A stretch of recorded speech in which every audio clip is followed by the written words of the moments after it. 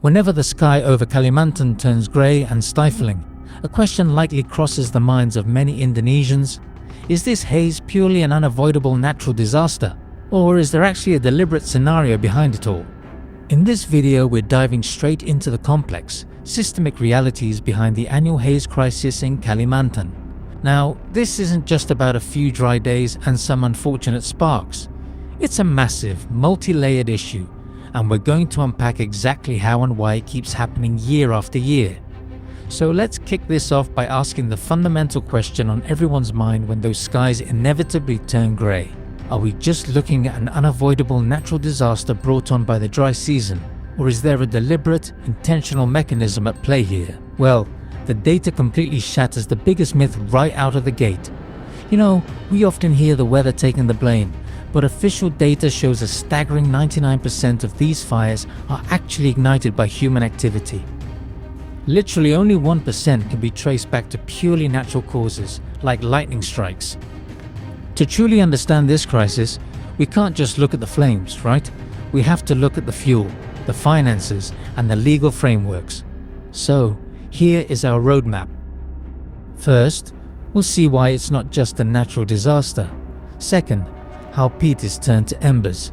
Third, the political economy. Fourth, the cost of the haze. Fifth, the legal loopholes. And finally, how we can actually break the cycle. Okay, part 1. Not just a natural disaster.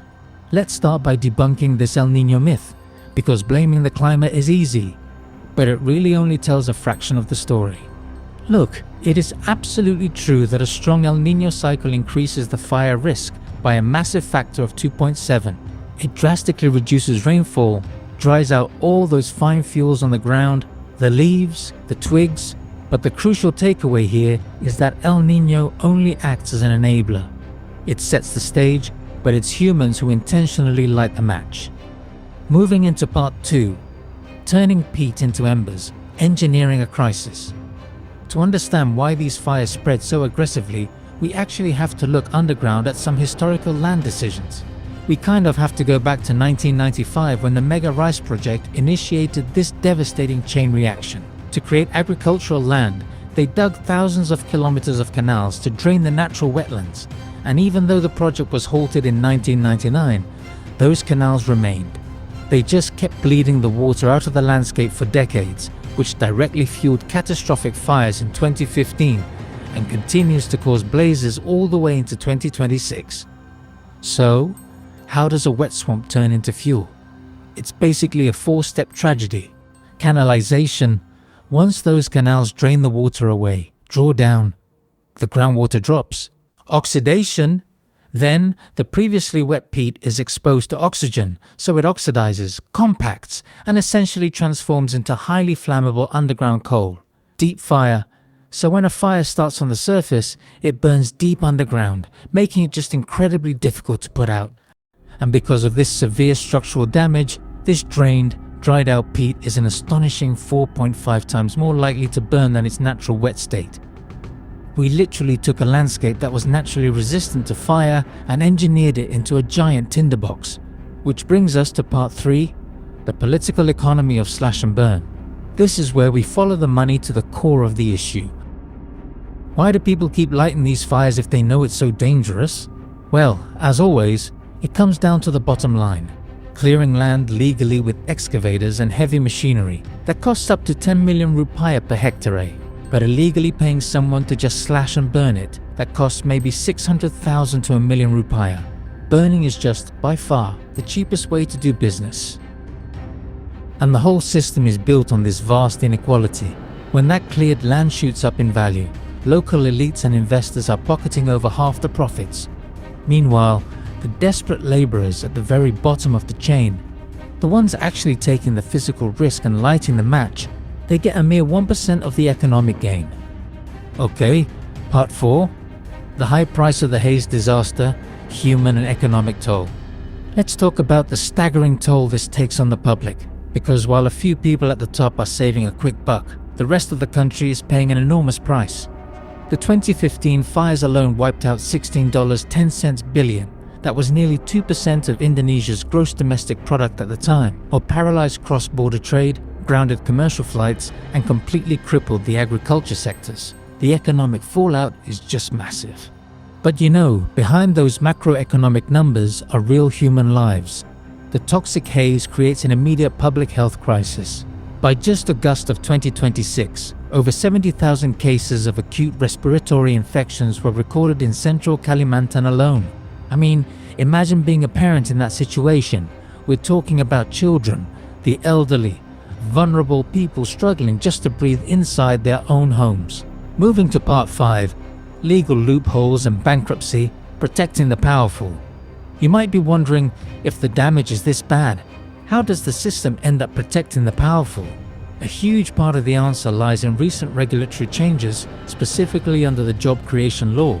It used to be strict liability, meaning if a fire happened on a corporation's land, they were responsible, period, but the new law shifted the burden of proof toward a fault-based approach.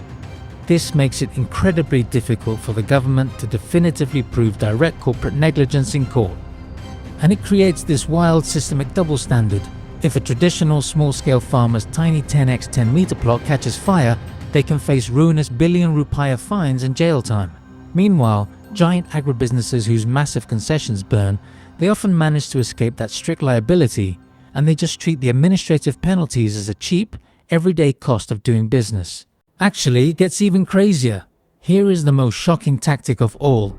Let's say a corporation actually loses in the Supreme Court and gets hit with a massive environmental fine. They often use a calculated legal loophole where they intentionally declare voluntary bankruptcy at a commercial court. This essentially wipes their environmental debt completely clean, leaving the government at the back of the line with absolutely nothing. There's a quote from our source material that just perfectly captures the tragic irony of all this. It points out that legal licensing and financial power act as a protective shield for the big guys, while the traditional farmers on the ground take the blame. It's a legal system that aggressively penalizes poverty while enabling corporate evasion on a structural scale. Finally, part 6, breaking the annual Karhatla cycle. Where do we actually go from here? Well, recently we've taken some glaring steps backward. The disbandment of the Peatland and Mangrove Restoration Agency, or BRGM, created this huge institutional vacuum. It shows we're treating peatland restoration as a temporary side project rather than a permanent necessity. Without that agency maintaining the canal blocks, the peat just dried out again, and it directly led to 26,000 hectares going up in flames almost immediately. So, to truly stop this cycle, the sources point to 3 radical legal reforms. First, integrate bankruptcy laws with environmental liability, so corporations can't just declare bankruptcy to dodge their fines. Second, reinforce that strict liability to close the loopholes. And third, establish a permanent, independently funded institution to manage peatland restoration right at the grassroots level. We have the data, we know the financial incentives, and we clearly see the legal loopholes. So, the next time the skies turn grey, I'll leave you with this to think about. Are we just going to keep putting out the flames when the weather gets dry, or are we finally ready to fix the broken system underneath it all?